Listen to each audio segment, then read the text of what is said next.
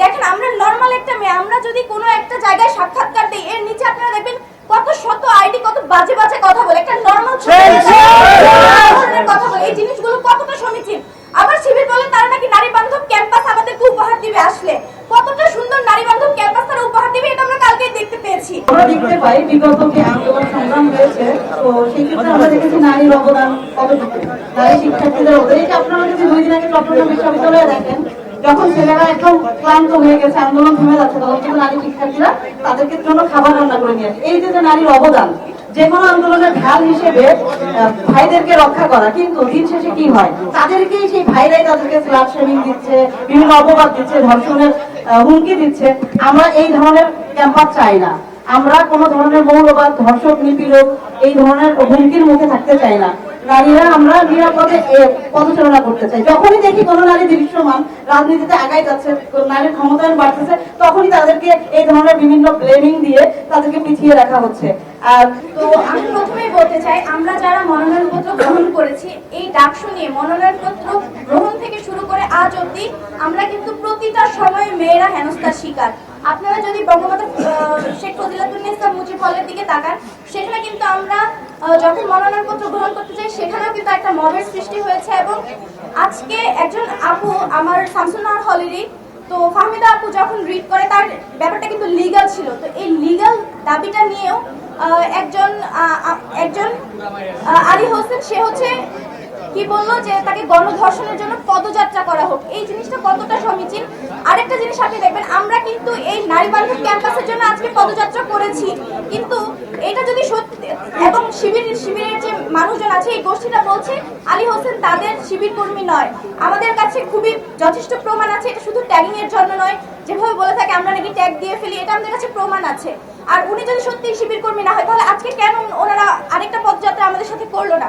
ওনাদের কেন কোনো পদক্ষেপ এখন আমরা দেখতে পেলাম না?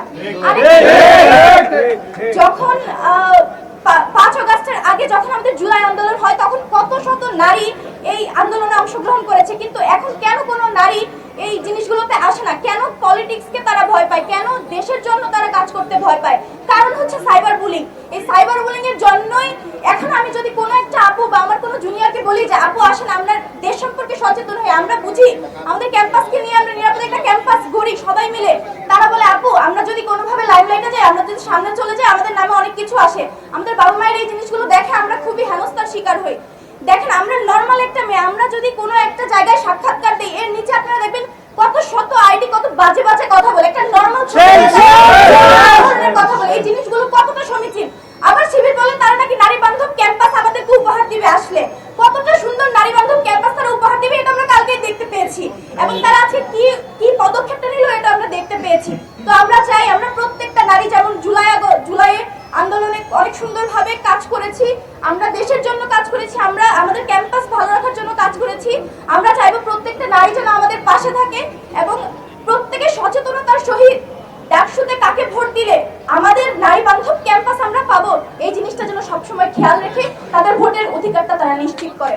আমরা চাই না ডাকসু পিছাক, ডাকসু আমাদের অধিকার। আমরা চাই ডাকসু যথাসময় নির্দিষ্ট সময় সুন্দরভাবে হোক। আলী হোসেন আরেকটা শিক্ষার্থী, মেয়ে শিক্ষার্থীকে এভাবে প্রকাশ্যে গণধর্ষণের মতো হুমকি দিতে পারে, তাহলে আপনারা বুঝেন যে ঢাকা বিশ্ববিদ্যালয়ে আমরা নারীরা কতটা নিরাপদে আছি।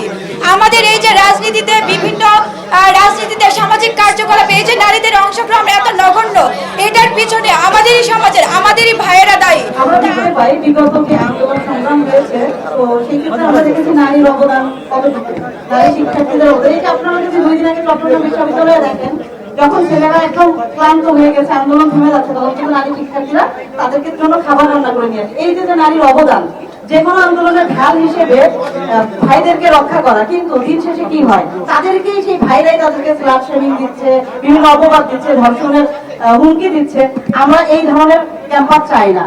আমরা কোনো ধরনের মৌলবাদ, ধর্ষক, নিপীড়ক এই ধরনের হুমকির মুখে থাকতে চাই না। নারীরা আমরা নিরাপদে পদচারণা করতে চাই। যখনই দেখি কোনো নারী দৃশ্যমান রাজনীতিতে আগাই যাচ্ছে, নারীর ক্ষমতায়ন বাড়তেছে, তখনই তাদেরকে এই ধরনের বিভিন্ন ব্লেমিং দিয়ে তাদেরকে পিছিয়ে রাখা হচ্ছে।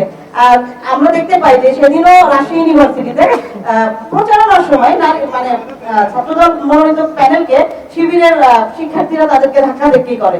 এই যে এই ধরনের বিভিন্ন ভাবে যে হেনস্থার শিকার হচ্ছে, আমরা মানে চাই না আর এই ধরনের ঘটনা ঘটুক।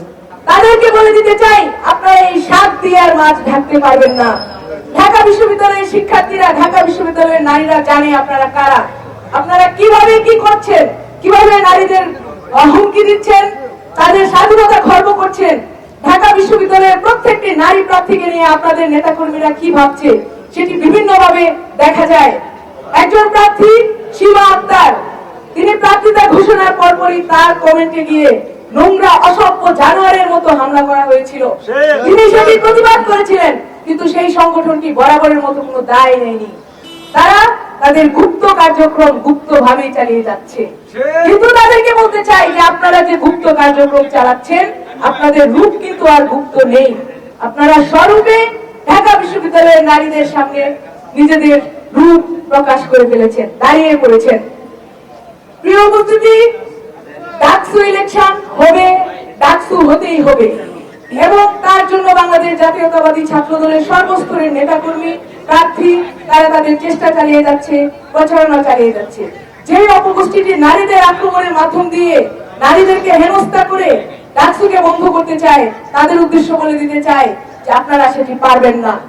যেই ঢাকা বিশ্ববিদ্যালয়ের প্রশাসন একদিন পার হয়ে যাওয়ার পরেও ঢাকা বিশ্ববিদ্যালয়ের ডাকসু ইলেকশনের একজন নারী প্রার্থীর নিরাপত্তা দিতে পারেনি, এখন পর্যন্ত সেই ধর্ষণ হুমকিকারীর কোনো ব্যবস্থা নিতে পারেনি, আমি সন্দেহ প্রকাশ করছি সেই প্রশাসনের অধীনে ডাকসু কতটুকু নিরপেক্ষ হবে।